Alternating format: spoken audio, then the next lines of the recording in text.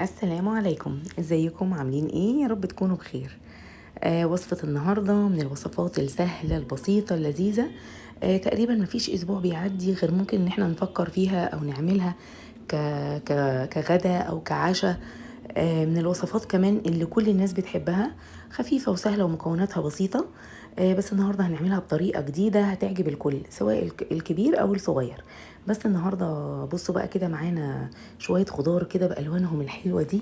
هنحاول ان احنا نغير في التكنيك بتاعها شوية، بس يعني الطعم تقريبا هيبقى واحد، بس هنغير شوية في التكنيك بتاعها وفي الشكل الخارجي بتاعها علشان تديني طعم جديد، احس بتغيير شوية. طبعا لو عجبكم الفيديو ما تنسونيش باللايك والشير وسبسكرايب للقناة.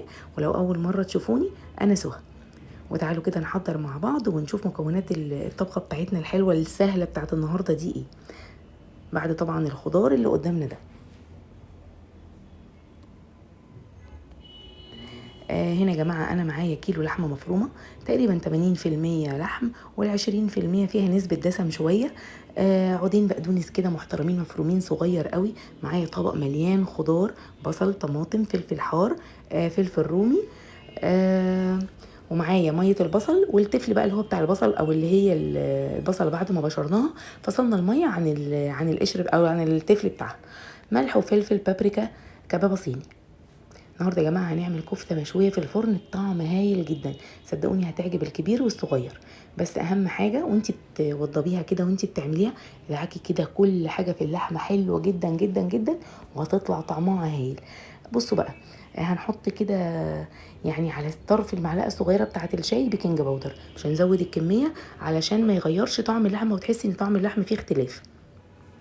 يعني حاجه بسيطه قوي يا جماعه، لان في ناس بتحط معلقه مليانه، لا حاجه بسيطه قوي. انا كده سخنت فحمايه صغيره وحطيت عليها قطعه من السمنه.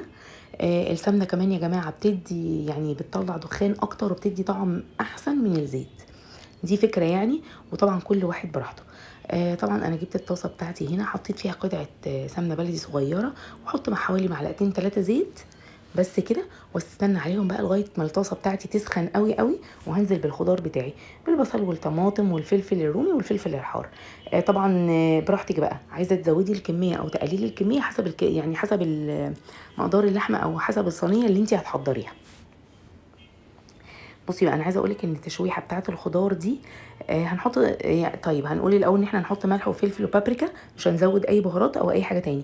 تشويحه الخضار دي يا جماعه بتحافظ على الخضار لما بيدخل الفرن احيانا بيغمق، او يعني هو كده كده بيغمق، بس عشان ما يتحرقش منك او تحسي ان هو اتهرى قوي، فالتشويحه دي بتحافظ لك عليه تحسي ان هو متماسك.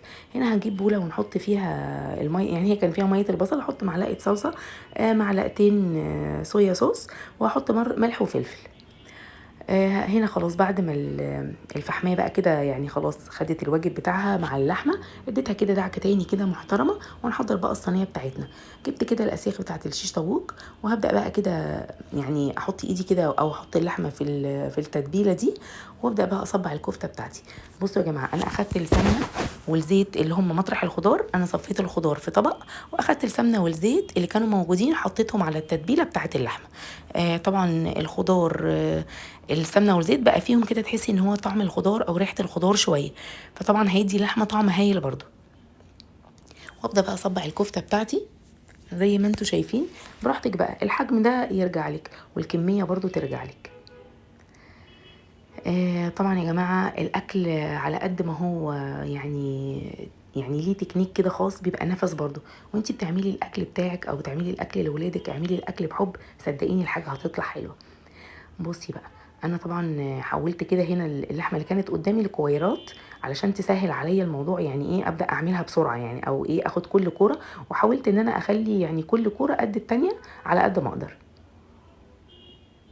بصوا طبعا صبعتها بقى، حاولي كده تظبطي الدنيا عشان يطلع كل الصوابع قد بعضها. طبعا احنا خلصت بقى كده كميه الكفته بتاعتي كلها زي ما انتوا شايفين، وابدا بقى ارص الخضار بتاعي. بصوا بقى الكفته كلها مش قادره اقول لكم كمان وهي نيه كانت ريحتها عامله ازاي، كانت ريحتها هايله يا جماعه.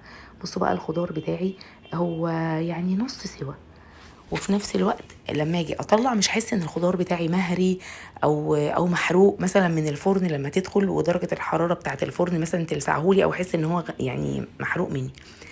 وفي نفس الوقت ريحته هايله هايله بصراحه. ريحته حلوه قوي قوي يا جماعه. التشويحه دي يعني مش قادره اقول لكم كانت مخليه ريحه الخضار عامله ازاي.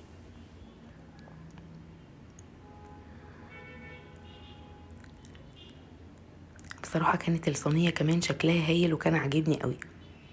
عامه الوان الخضار مع اي حاجه يعني مع الاكل عامه، تحسي ان انتي بتعملي كده لوحه فنيه لطيفه قوي. وفي نفس الوقت كمان يا جماعه العين بتاكل يعني قبل البق كده زي ما بيقولوا. وفي نفس الوقت حتى الولاد مثلا اللي ما بيحبوش اللحمه، هتخلي كده الولد او البنت او الولاد الصغيرين عامه يعني عينيهم كده تروح للحاجه، حتى لو ما بياكلهاش هياكلها.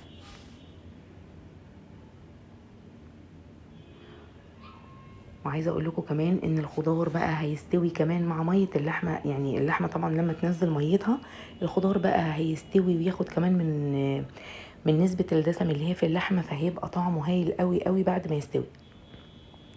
بصوا بقى بقيه التتبيله ديت هبدا بقى كده ادهن وش اللحمه بتاعتي.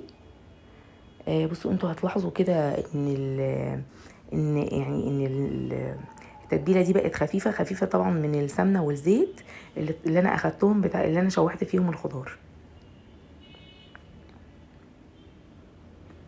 مش قادره اقول لكم بقى كانت ريحتها حتى قبل ما تستوي كانت عامله ازاي. خلاص كده تمام، الدنيا حلوه قوي. ولعت الفرن على درجه حراره 200 وهبدا بقى ادخل الصينيه بتاعتي.